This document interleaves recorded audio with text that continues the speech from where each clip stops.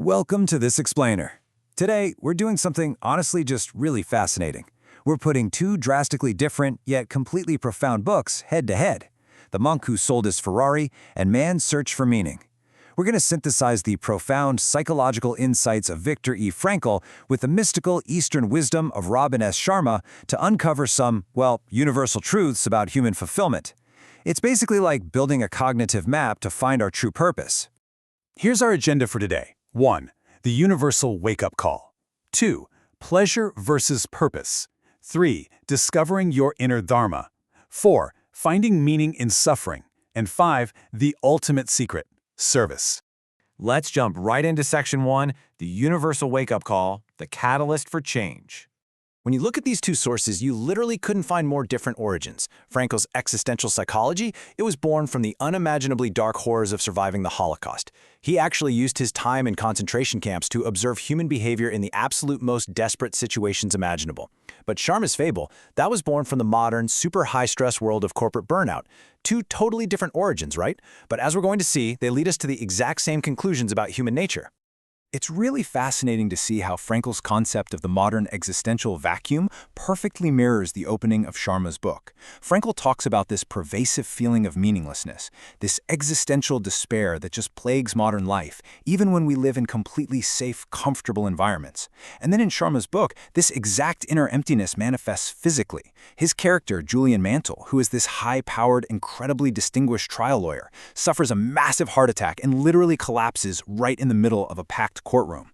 Both sources are highlighting a sudden, undeniable wake-up call that our current way of living just isn't sustainable. Which brings us to a crucial question for you. Sharma warns us against becoming what he calls a prisoner of gravity. You know, being weighed down by that relentless pursuit of external material success. Stuff perfectly symbolized by a $3,000 Italian suit or a shiny red Ferrari. So are you blindly chasing external validation, or are you actually taking the time to actively tend to your own inner world? That brings us to Section 2, Pleasure versus Purpose, the False Idols.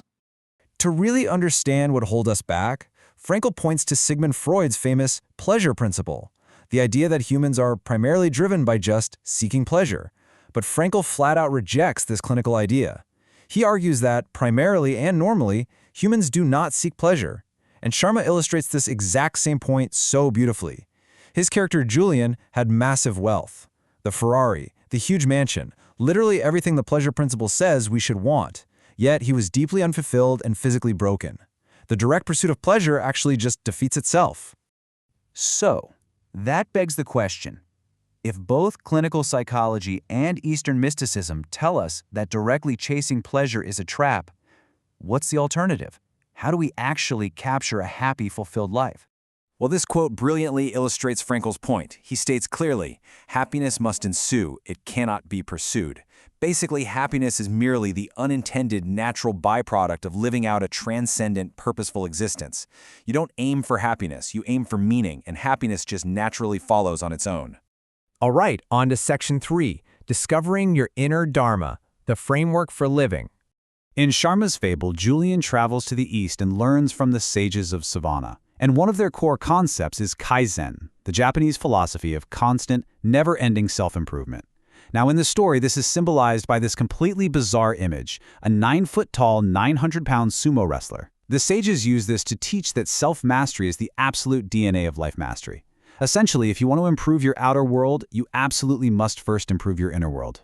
Sharma actually boils his entire mystical framework down into 7 deeply symbolic elements. A fertile garden represents the mind. A lighthouse stands for clearly defined purposeful goals. The sumo wrestler, as we just saw, is Kaizen. The pink wire cable symbolizes the immense power of discipline. A gold stopwatch represents respecting time as our most precious commodity. Yellow roses stand for selfless service. And finally, a path of diamonds represents the absolute joy of living fully in the present moment. Put them together and they form a complete blueprint for radiant living.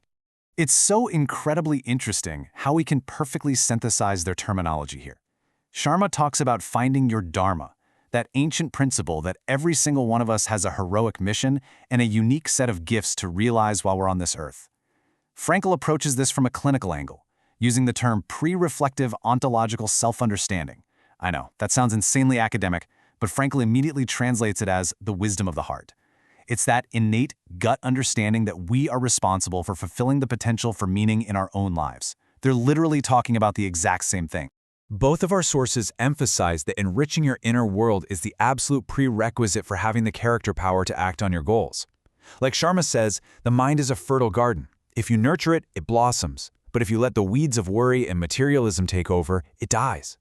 You really have to take the time to renew yourself, like a daily pit stop just for personal enrichment. Moving to Section 4, Finding Meaning in Suffering, the Clinical Reality. Frankl teaches us that human life is completely inextricably linked to what he calls the tragic triad: pain, guilt, and death. Pretty heavy, right? No one escapes these.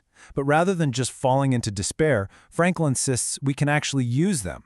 We can face this inevitable triad by turning our suffering into a human achievement, using our guilt as a genuine opportunity to improve ourselves, and using the transitoriness of life, the fact that yes, we will die, as a really powerful spur to take responsible action today.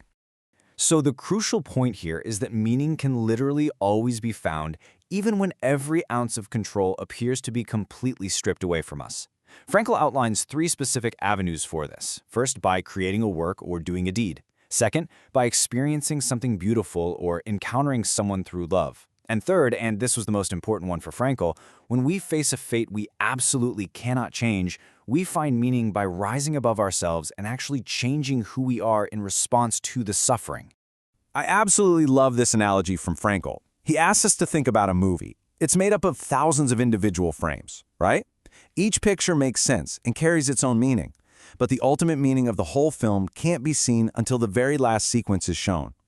Just like a movie, the ultimate long-range meaning of our lives might only reveal itself on the verge of death, built frame by frame through the daily, meaningful choices we make. And finally, Section 5, the ultimate secret, service. Frankl calls this ultimate truth self-transcendence.